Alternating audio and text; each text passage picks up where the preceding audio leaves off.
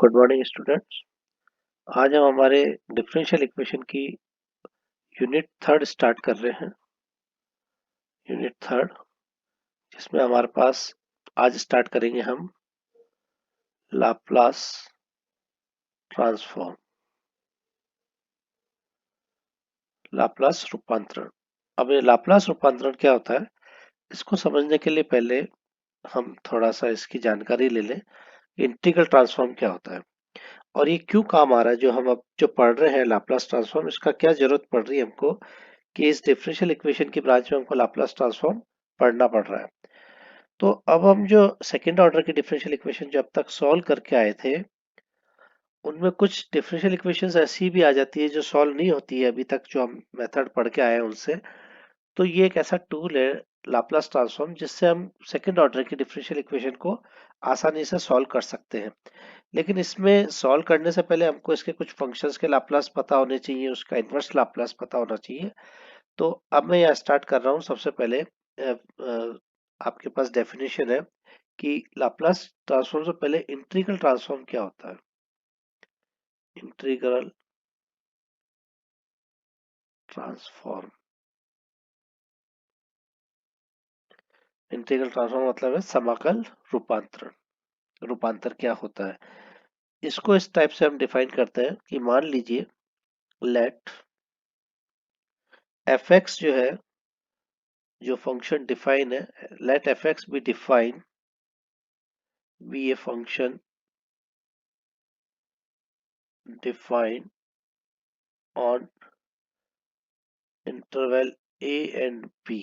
ए और बी अंतराल में आपके पास ये परिभाषित है। एंड ये जो के है, स्मॉल के और कैपिटल के कुछ भी यूज कर सकते हैं। P X be a known function, ये हमारे पास ज्ञात फंक्शन है of X and P, of X and P. ठीक है, जो कि रियल भी हो सकता है और कॉम्प्लेक्स भी हो सकता है। रियल और कॉम्प्लेक्स।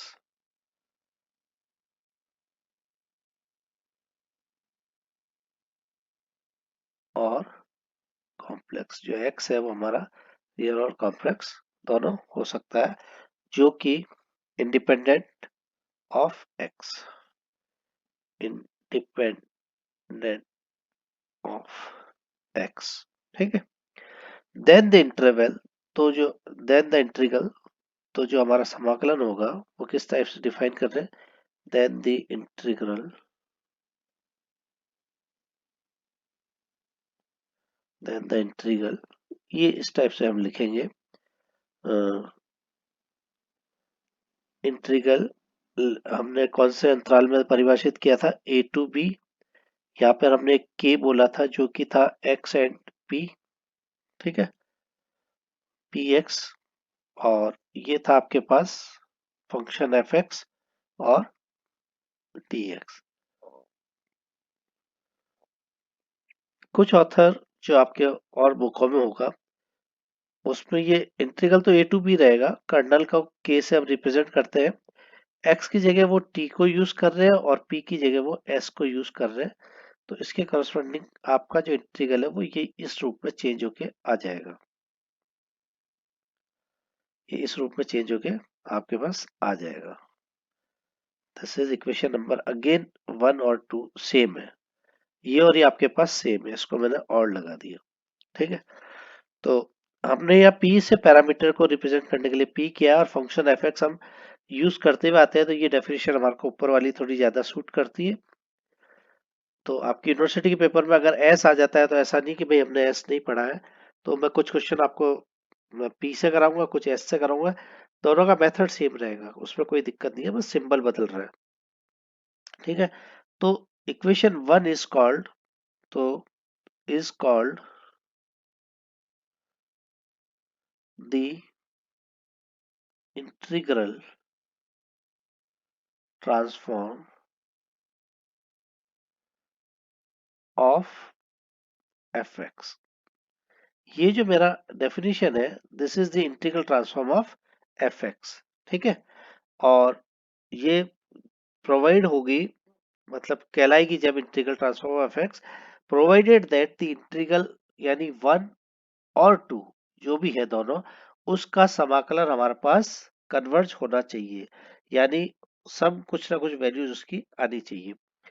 और जब हम इसको करेंगे तो उसको रिप्रेजेंट करेंगे, यानी कि ये जो हमारे पास चीज आई थी, क्या आई थी, ए टू बी के पी एक्स या एक्स पी कर दो जो भी है, F of x D x, ये तो क्या हुआ था, integral transform of F x, जिसको कि हम लिखते हैं capital F of P parameter, यानी जो भी इसकी वैल्यू आएगी वो पी के रूप में आपके पास आएगी, ठीक है।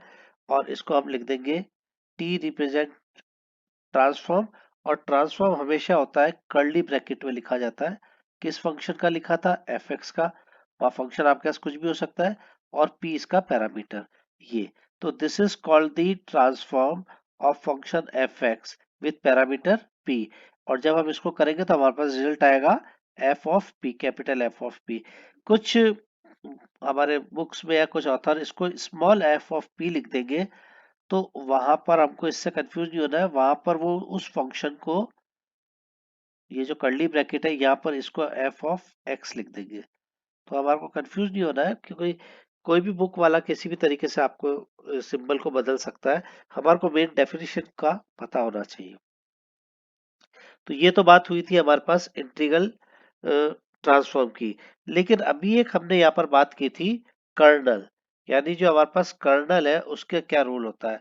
तो कर्नल ऑफ लाप्लास ट्रांसफॉर्म अभी जो हमने पढ़ा था वो था, कर्नल क्या था आपके पास, के ऑफ पी एक्स, ये कर्नल था इसका। एफ एक्स जो था वो फंक्शन था, with respect to D X आपको इंटीग्रेट करना है, विथ लिमिट जो इंटीग्रल इंटरवल था वो ए टू बी में आपको इसे इंटीग्रल करना था, और जो भी इसका आउटपुट आएगा या जो भी इसके रिजल्ट आएगा वो एफ ऑफ पी यानी पी के उसमें रिजल्ट आएगा। अब मैं यहाँ पर आपको डिफाइन कर रहा हूँ कि कर्नल ऑफ लाप्लास ट्रांसफॉर्म क्या होता है।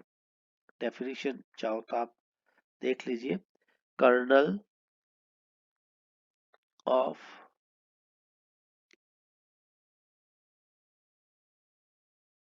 Laplace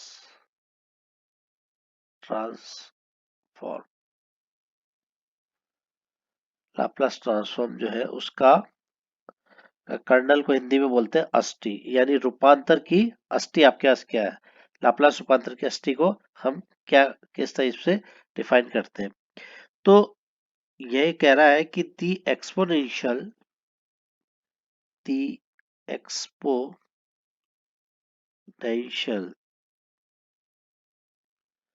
function of the function of the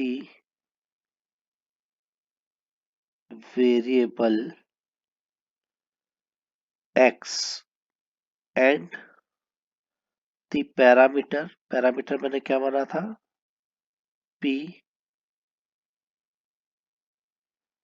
मतलब इसका मतलब क्या हुआ, दैट इज एक्सपोनेंशियल को ई से लिखते हैं, तो e minus p of x is called kernel of the Laplace transform, ये इसके हमारे पास डेफिनेशन आ गई है। तो अब हमने लाप्लास ट्रांसफॉर्म के लिए इसी को क्यों कर्नल लिया, इससे पहले जब आप लाप्लास ट्रांसफॉर्म को डिफाइन करोगे तो वहां पर इस कर्नल पे मेरा इंटीग्रल जो है वो क्या होना चाहिए, कन्वर्ज होना चाहिए। तो जब मैं लाप्लास ट्रांसफॉर्म की अगर डेफिनेशन लिखूंगा, तो अभी जैसे मैंने इंटीग्रल ट्रांसफॉर्म की डेफिनेशन लिखी थी, अब मैं यहाँ पर आपको लिख रहा हूँ लाप्लास ट्रांसफॉर्म की डेफिनेशन क्या बन जाएगी, जो अभी हमने ऊपर लिखी थी उसमें मेरे को कर्नल को ही बदलना है, फंक्शन एफ एक्स तो एफ एक्स ही रहेगा। तो मैं यहाँ लिखूंगा, मान लीजिए let F of X P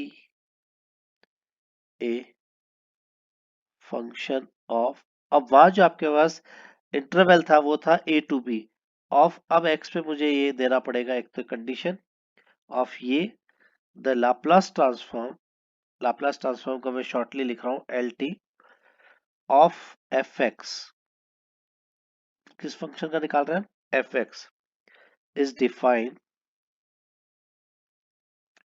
is defined कैसे होगा टू बी द इंटीग्रल, यहाँ पर देखिए मैं लिमिट लगा रहा हूं 0 to infinity e raise to the power minus P X, ये कर्नल की जगह रख दिया, फंक्शन आपका एफ ऑफ एक्स है, दिस इज डी एक्स, और जब इसको मैंने लिखा था तो इसको लिखा था एफ ऑफ पी। बट अब ये क्या कहलाएगा, लेफ्ट हैंड साइड वाला कहलाएगा this is the L capital stand for Laplace, this is curly bracket किसका है फंक्शन एफ एक्स का है with parameter P, this is equal to F of P. This is the definition of Laplace transform of function fx।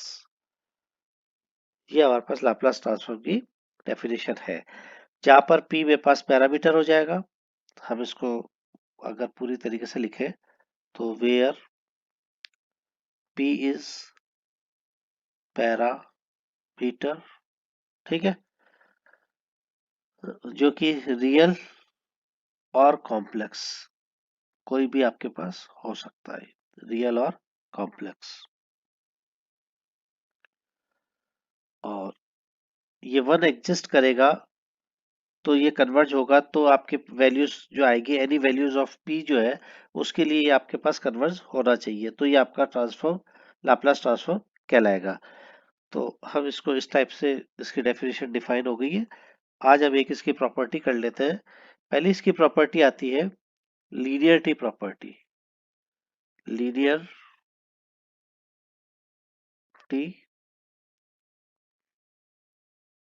Linearity property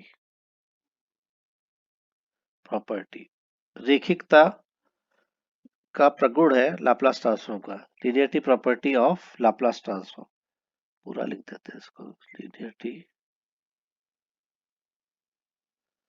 रेखिकता का प्रगुण,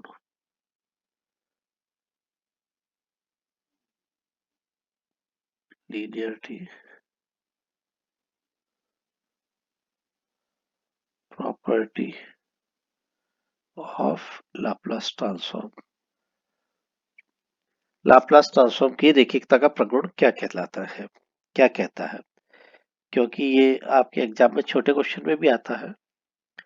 तो जैसे मैंने यहाँ लिखा है Laplace transform of f of x, if Laplace transform f of x यानी this is equal to f1p and second Laplace transform of f2x this is equal to f2p, ठीक है। सपोज ये है तो हमें ये बताना है Laplace transform of c of f1x plus minus जो भी आपके पास साइन आता हो c two f of 2x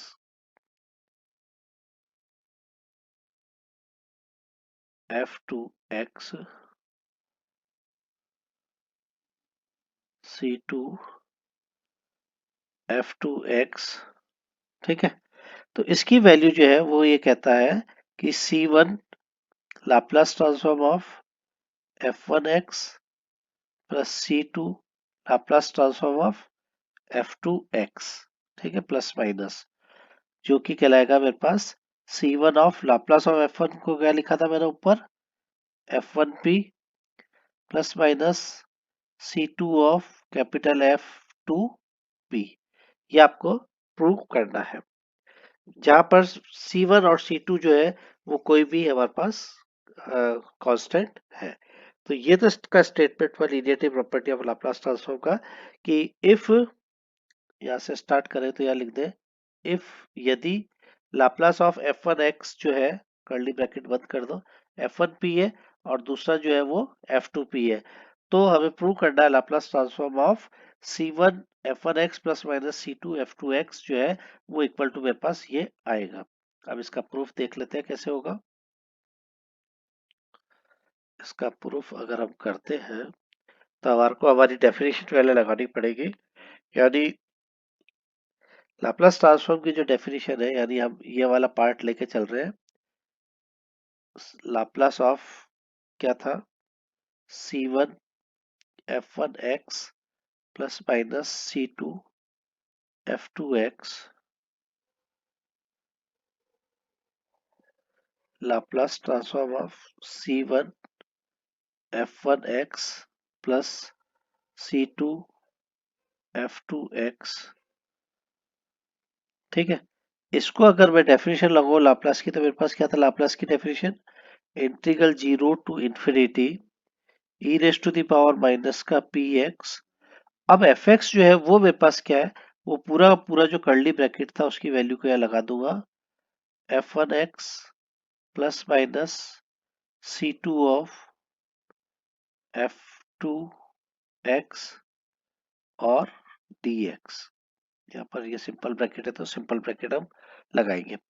अब यहां से मैंने क्या किया है,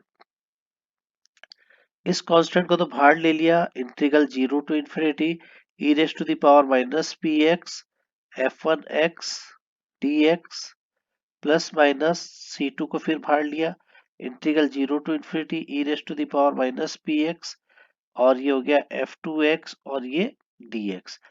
ये तो मेरा C1 एस सच रह गया। ये किसकी डेफिनेशन है भाई, ये डेफिनेशन है मेरी लाप्लास ट्रांसफॉर्म ऑफ f1x की, जो मेरा बनाएगा f1p plus minus C2।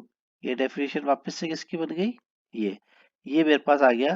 This is equal to right hand side. हम LHS से चले थे और RHS लेके आ गए, ये हमारा प्रूव हो गया। ये तो ये पहली प्रॉपर्टी थी जो हमारे पास लीनियरिटी प्रॉपर्टी थी।